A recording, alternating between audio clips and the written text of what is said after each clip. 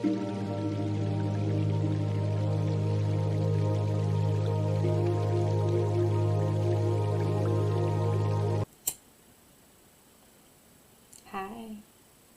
I am Kia from Texas, the owner and founder of Balanced Enlightenment. Thank you. Thank you so much for your presence. Thank you for your support. And thank you for your light that you introduce into the darkness. I send love, light, ease of flow on your journey. And yeah, thank you. Thank you for coming. I'm gonna light some Palo Santo right now. That's what we're doing. I have cleansed my aura prior to getting on this video, but I'd like to do it for you guys too.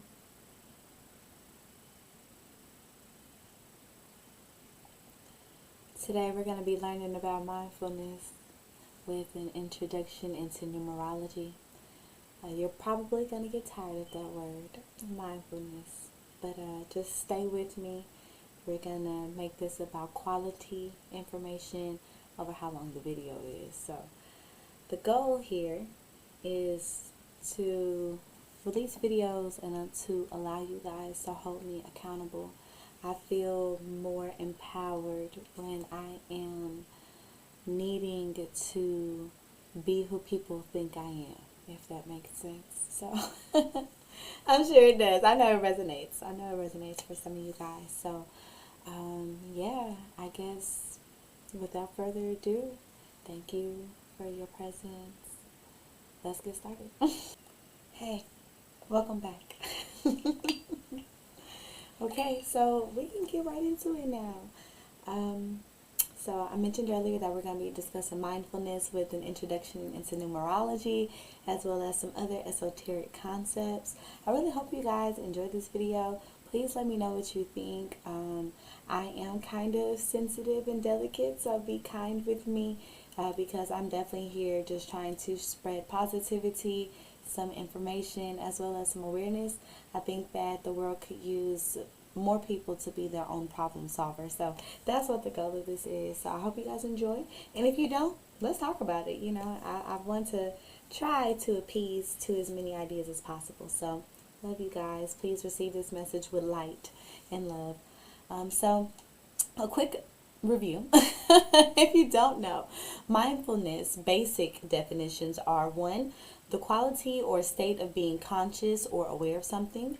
Excuse me. Or 2, a mental state achieved by focusing one's awareness on the present moment while calmly acknowledging and accepting one's feelings, thoughts, and bodily sensations. And it's also used as a therapeutic technique. So whenever in therapy the word mindfulness is used, that's usually what it means, is to be present by paying attention to the other things going on inside of you. So, Ashe. After a bit of deep diving, mindfulness from a universal or spiritual perspective is classified as maintaining a moment-by-moment awareness of our thoughts, feelings, bodily sensations, and surrounding environments through a gentle, nurturing lens. I think of practicing mindfulness as an ongoing attention to where we are, how we feel, and not as a physical being, but also as a universal being. That's definitely further on the spectrum for me. Whenever I think of being mindful in the present, it is: what do I hear? What do I see around me? What colors are my eyes picking up?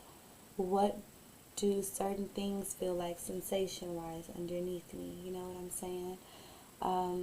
And then as I move into the universal side of things, it's being present in how vast everything is and how there's so many optimal outcomes that are, around at all times. It makes me very mindful of I don't have to sit in emotions for too long. So those are my 2 definitions for mindfulness. Ashe? Ashe. I think we can all agree on how easy it is to get caught up in the hustle and bustle of life. Relationships with others and ourselves. Our jobs are draining. We love our families, but they draining too. And yet we're still expected to put forth adequate effort to keep on keeping on. It's hard. Mindfulness is a trick that we can do that is powerful enough to turn into a lifestyle that can grant us assistance with dealing with all of the internal and external things we put our minds, bodies, and spirits and emotions through. As someone who teaches skills development, I have the privilege of teaching my clients about mindfulness mainly as an emotions-based practice.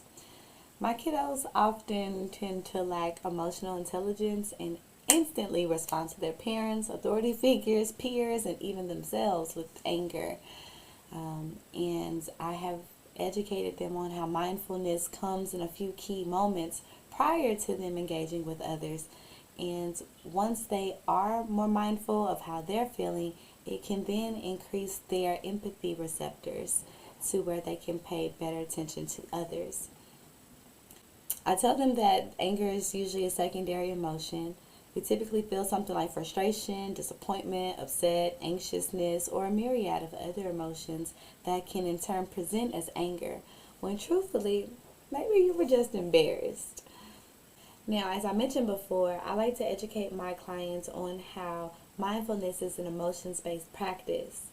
Okay, so as I have increased my own practice of mindfulness, it is something that is a state of being, and a part of me identifies that as a possible emotion that you can feel. So you can feel mindful, like you can feel very present at the time, but please understand that while you can practice feeling that way all the time, it starts off as moment by moment experience and feelings of, wow, this is a great day. Wow, I'm really feeling in my body. Or wow, this like weather is amazing. I can feel my skin soaking up the sun. Or this hurts so bad.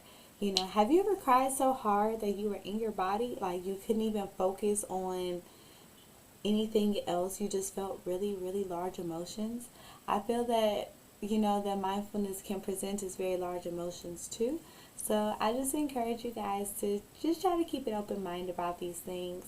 Obviously, this is our first episode of our podcast, so please, come back for additional conversations and educations of different type of mindfulness activities and strategies that you guys can do, as well as like learning about the chakras. We have a chakra series coming up and a whole lot of yummy stuff. So whatever. But I would like to introduce numerology now. I love numerology. It has been something that has really taken hold of my life. Not like that, but kind of. I enjoy it a lot because I identify as just trying to be a child of the cosmos and connect with the universe as much as I can. I know that while numbers have changed over time, that numbers are a very old language. I know that that's kind of like one of those like foundational things. Not nothing too complicated, but 0 through 9, and then the different sequences, right? I first started noticing angel numbers when in 2010. That was when I first started noticing angel numbers. My oldest son was 2, and we were expecting, and we had watched a movie called The Fourth Kind. I don't know if you guys have ever heard of that. Not a bad movie, but they would see 333 on the clock and then get abducted by aliens. Like that was how it went. It was like that. And after that, I started to notice seeing 3s on different things. I would see them on the clock. It's like I would wake up almost as though my alarm went off at 3:33, and and I saw the clock. I saw that happened a lot to me, and it freaked me out because I'm just like, well, clocks can't show 666, and that was like what the thing on the movie was, and just like traumatized by it. Good movie though. And as that has been some time ago now, 14 years ago now, man, I wish I would have paid more attention to the threes at the time. Now I'm thinking about it, but anyway, what numerology and what that representation has been for me, it has been a compass almost for me to just get reassurance that I need, as well as gentle criticisms as well, because with the numerology, if you have 555, for example, it can go one way or another, and all of the numbers are on a spectrum like that. So where there is room for growth, there is usually room for improvement too, or making space for things to be able to refill it. So, just paying attention to that. And I feel as though numerology, it brought me closer to my connection with the Mother Universe. I do believe in duality. I grew up a Southern Baptist, and God is real. For me, God is very real in my life. However, I feel as though God has a counterpart, and that is what we can see and what we can feel and what can touch us. And that is the Mother Universe, so the stars included. So whenever it comes to like my duality, I feel as God, man, universe, woman, very much, giving birth to a lot of things and creating life. And she offers a lot of ways in which she communicates with us. I feel on my journey of expanding my mindfulness, I've come to find out homegirl is aggressive.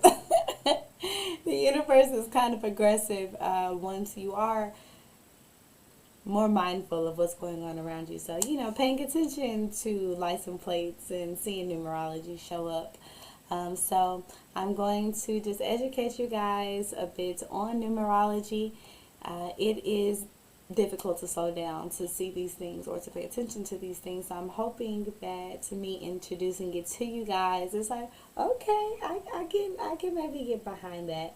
What we have are angel numbers, we have life path numbers, we have kwaaaa, K-U-A, numbers, and enneagrams.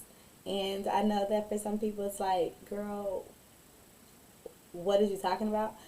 Cool. I hope that is the case. And if you already know, baby, send this to a friend because you're tired of explaining it to them, So, okay, so I'm going to break them down real quick. So, first and foremost, we have angel numbers.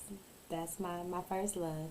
They are the only numbers in the ones that I listed that change.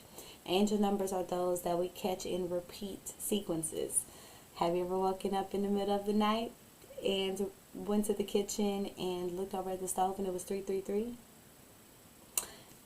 Then you might roll over on your phone and see it's 333 in the afternoon.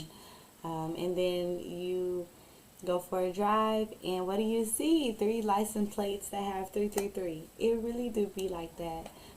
It definitely is capable of happening that way. I encourage you to slow down, look around, and take heed of what you see. Angel numbers are special because they vary by what you may need at the time. So they're on the spectrum, which is also why they can be different. Sometimes it can mean, yep, you're doing what you're supposed to do. Keep up the good work, offering universal reassurance.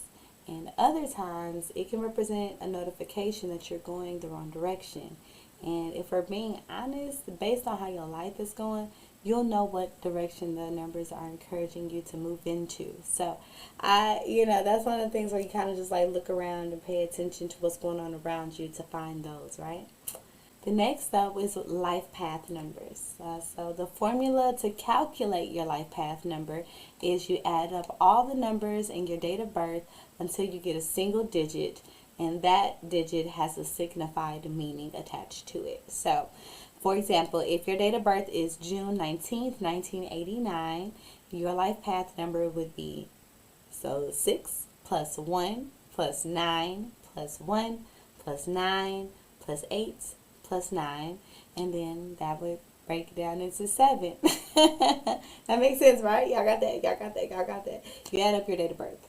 Life path numerology, the number 7 represents things such as spirituality, luck, and being blessed, and biblically, it represents completeness. We know that 7 is God's number, right?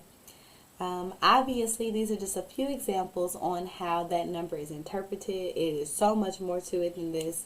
I am actually a life path 8, and that is divine femininity, inner strength, and wisdom, and all those other characteristics that brought you guys here and what helps you guys support me. So, shout out to the 8s in the crowd. Okay. Next up, we have kwaaaa, again, K-U-A, numbers. Your kwaaaa represent your feng shui sleeping direction. Man, you want to get the most and best productive sleep? Like, learn your kwaaaa and prosper. Similar to life path numbers, there is some math involved. It is calculation, and the formula is different from men and women. But simply put, both men and women add their year of birth only, right? So 1989, for example, whatever. For women, once that number has been calculated, then you're going to add 4 to it. And then if it ends up being 11, then you would add 1 and 1 together to get 2, for example. And then for men, once you guys add up the 1989, so was that 1 plus 9, 10, 18, 27, so 9. So for men, once you calculate 9, subtract that much from 11, and that's your kwaaaa number. So it would be 11 minus 9, and that would be your kwaaaa sleeping direction, right? Okay, so do that and prosper. It's been absolutely amazing. So, you might be in north, south, east, west, southeast, southwest, northwest, northeast, so calculate that and let me know what y'all kwaaaa is. Have enneagrams. So simply put, it's a personality questionnaire. This isn't your magazine 8-question survey though. It's pretty comprehensive, and based on your responses, it provides more insight into your personality at its best and its worst.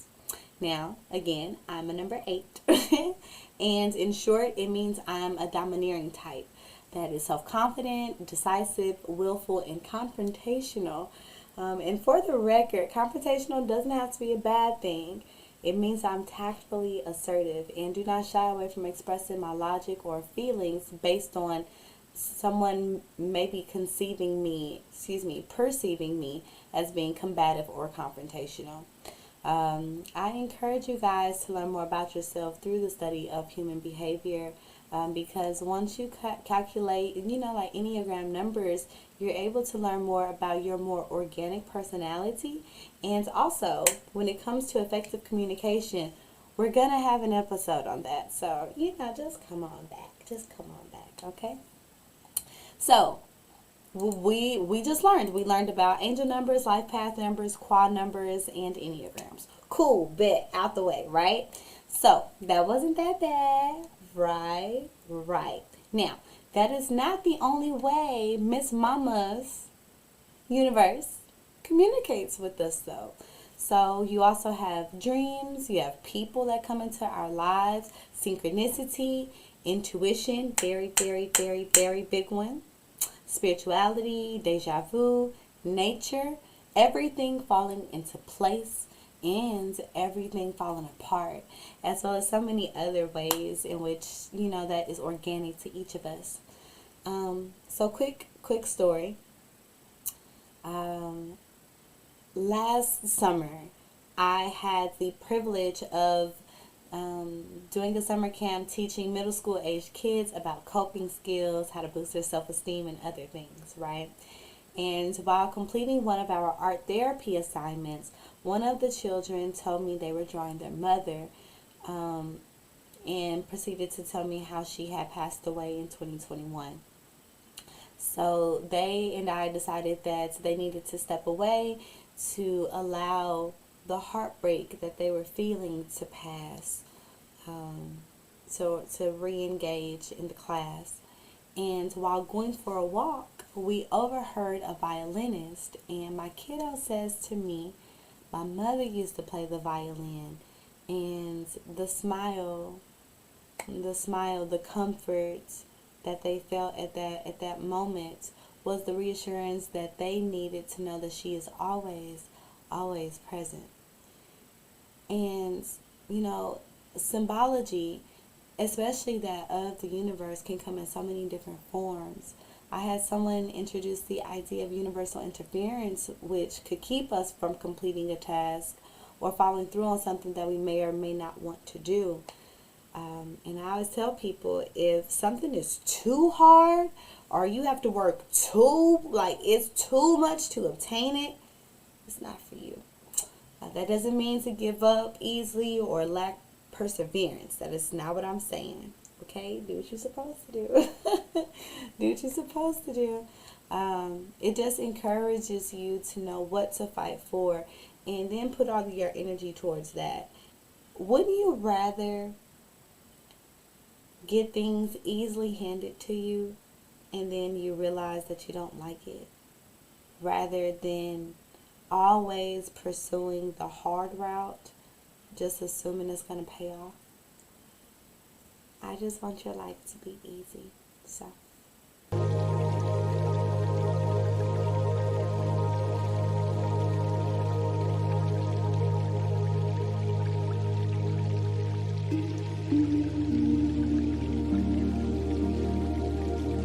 This article is by Mindfulness Unleashed. Their 4 T's of mindfulness are tuning in, taking a step back, taking care, and trusting yourself. I feel as though I briefly gave words of advice earlier on, but if I didn't, I second that information. For me, although I have been a student of the universe for some time now, I've learned about angel numbers over the past 10 years. Over the past 10 years, after constantly seeing that 333, and homegirl is assertive. And I truly dived into mindfulness again after a few major events that happened. So, first and foremost, I would like to share that I've had persistent issues with anxiety. My earliest memories of anxiety responses or attempts to combat were from my clammy hands. Okay.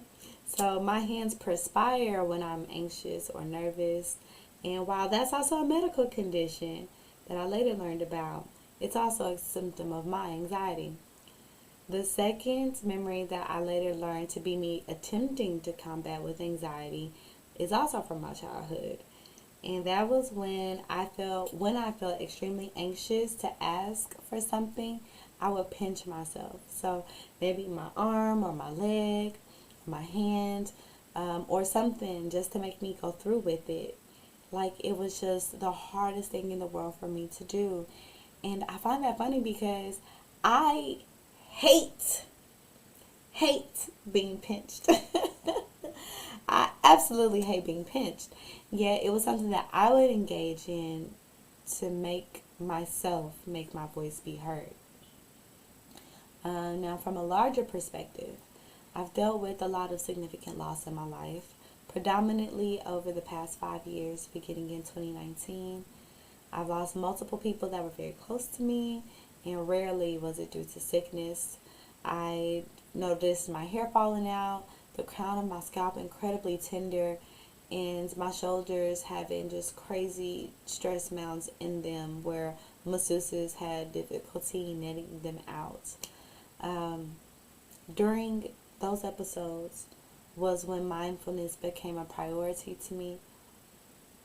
2024 has also been a year in which my mindfulness had to be tested for me to kick it up a notch.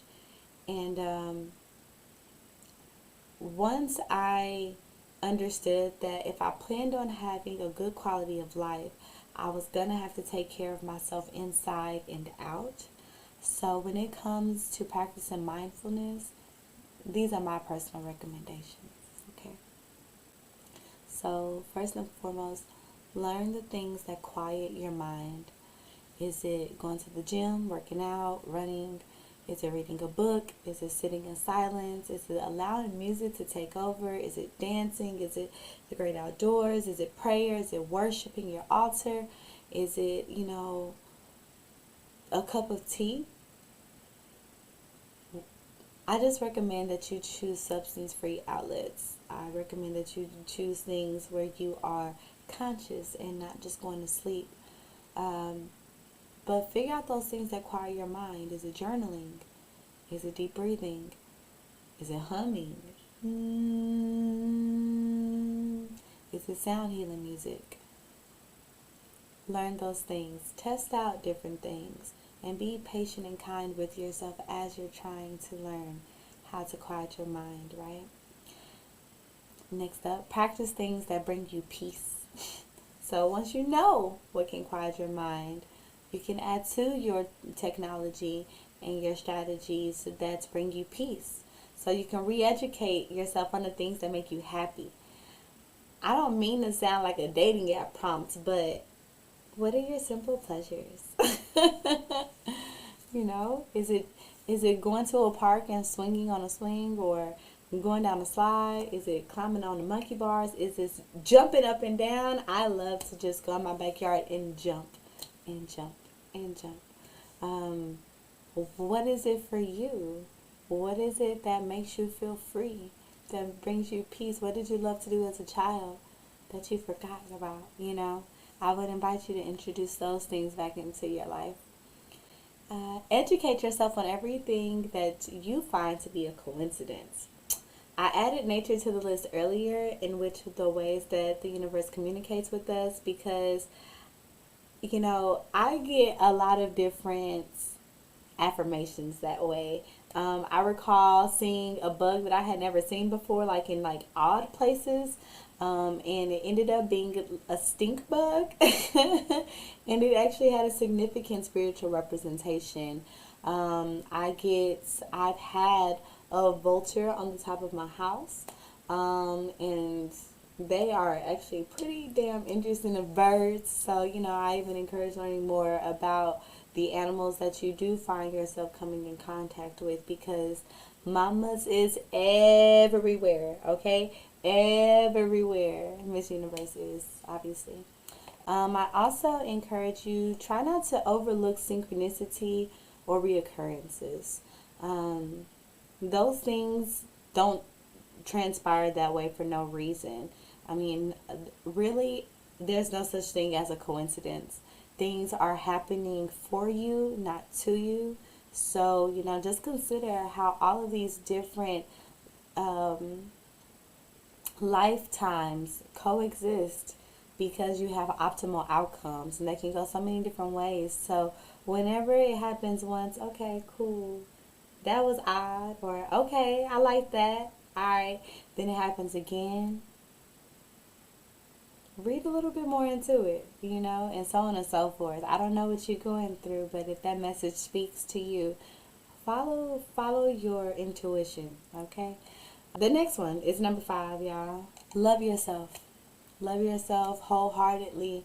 I love me. I love me. I love me. I love me. I love me. I love me. I love myself. I love myself. Can you say that? I love myself. I love myself. I know that's right. Okay, so we are often our biggest critics. Be kind to yourself. Okay? I'll say that again. Be kind to yourself. Okay? You're doing a great job. You're doing a great job. You're doing the best you can. And that's great. Alright? Unblock your chakras. Unblock your chakras. Unblock your chakras. They can make us feel tired. There's so many different things that chakras, our amazing energy centers, do for us. And so please expect the series of chakras. We're going to dive into that really deeply. But for now, if you don't know where to begin, eat the rainbow, fruits, veggies, all that good stuff. Wear the rainbow. Speak affirmations over yourself. And you'll be in the right direction. You know, I am for your roots. I create for your sacral. I live, or I do for your solar plexus. I feel, I love for your heart. I speak for your throat. I see, I say for your third eye, and I know for your crown. So, you know, you guys can just start doing affirmations that way. But definitely look into it. Chakras are amazing. So, invest in things that make you happy. You know, life simple's pleasures. My mom has always said that even if it's an ice cream cone, treat yourself to something every paycheck. And I gotta agree. You aren't broke if you have, a security in your home. And you can be rich off of you can be rich off of how you live, not what you have, right? So find the small things. It's like, well, I only have 10 extra dollars. What could I do that makes me happy? I mean, go back to the things that bring you peace and the things that quiet your mind. Those things are often free, okay? And if you're saying, well, those things aren't free and I don't know what to do, then I would encourage you to consider more options, optimal outcomes for you. Number 8, to keep it straight, it is to love others, but don't take no shit, okay? It's important to have those that you love unconditionally, but do yourself a favor and don't hold back how you feel about people, and be intentional in your speech. So demonstrate tact, demonstrate intention, and trying to be heard, not trying to be felt. You owe it to them and yourself to express how you feel. So don't let them come at you no kind of way. And it's okay to love everybody. I encourage you to love everybody. We need more people loving everybody. But don't take no shit. Okay? So yeah, so that is mindfulness, you guys. I hope that you guys have enjoyed this segment as much as I have. I really did enjoy making it for you. It's like so crazy to put something off that I enjoy so much. But yeah, so please follow, like, subscribe, comment. Let me know what y'all kwaaaa numbers are. Share your life path or enneagram numbers with us. I would love to see that. And if the definition of those things, if they resonate for you guys, okay? Also, before I go, please let the message that I've shared with you today be taken with discernment and wisdom. Please do not let it hold you back now because you're overthinking. It's like, oh, did I just see angel? Okay, it's okay. It's okay. It's okay. So please don't let this then make you overthink or, or just write me off. So just consider what I'm saying and let the universe and spirits be your guides. Okay? So we're going to do some deep breaths before we get out of here. I'm thinking that let's do where we inhale as long as we can and then hum it out, okay?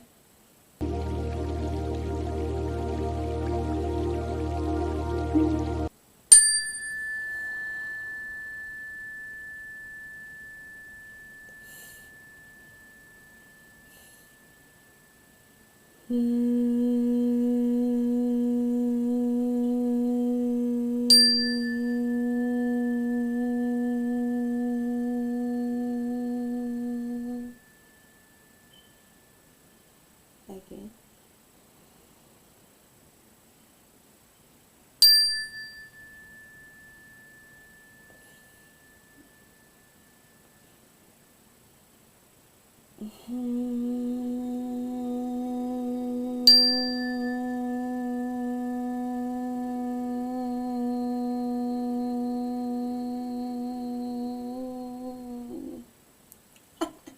I'm trying to push, push.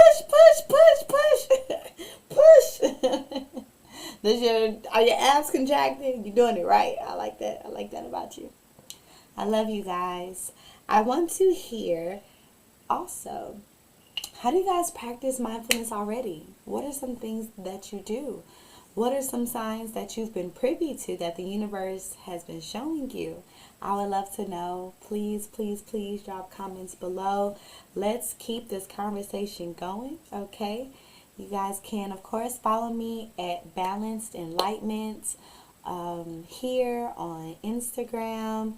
And once we get some more social media going, I'll give y'all more places to follow me. But I'm really going to enjoy our time together on YouTube. So I will talk to you guys soon. I'm sending love and light and peace to you. I am sharing my vibrations with you as well as some of my aura. So I hope that you guys can grab the particles. I encourage you to do some stretching this week as well as some cleansing. We have our water here, okay? So I encourage you guys to get you some too. And please try to be the change that you wish to see in the world, okay? Be kind to yourself. I love you. Love yourself. And I'll talk to you guys soon. Ashe.